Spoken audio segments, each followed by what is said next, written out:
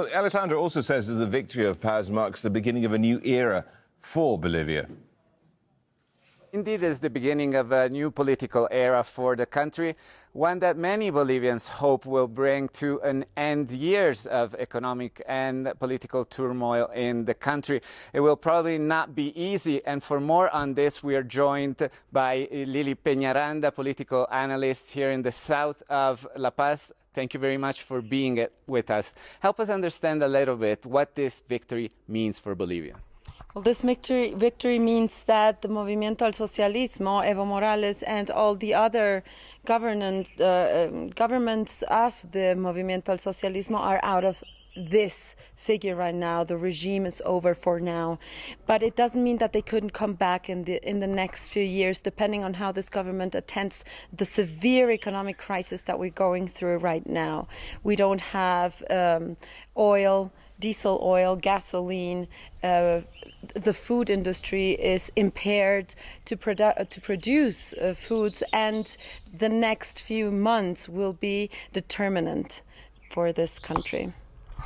How difficult do you think it will be to do that, and how much time will Bolivians give to this new president, given how dire the situation is economically?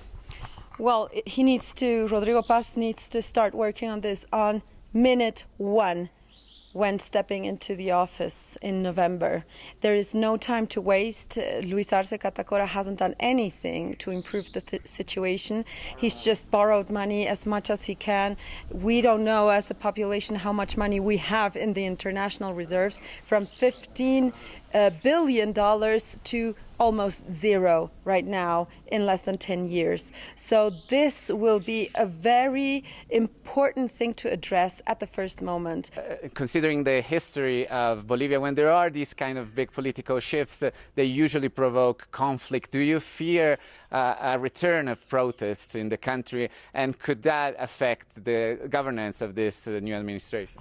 Absolutely. I foresee protests very soon after him taking office, because he has promised to cushion the fall for the most vulnerable. And the most vulnerable in Bolivia are the most of the population, are the majority. So it will be very difficult to cushion it for all of the population, and that's the population that voted for him. Let's also talk about what this means in terms of foreign policy. Rodrigo Paz said he wants to move away from those who were the traditional allies during the socialist years here, namely Venezuela, Cuba, Iran, and restart relationships with the United States. That's also a major shift.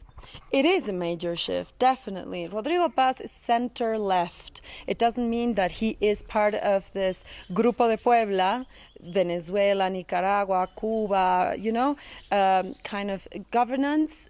So there is a clear shift towards an openness to the United States, to the Western liberal countries, again, because Bolivia had been away from this anti-imperialism that the Movimiento al Socialismo governed with during the 20 past years, will have a total 180-degree shift now.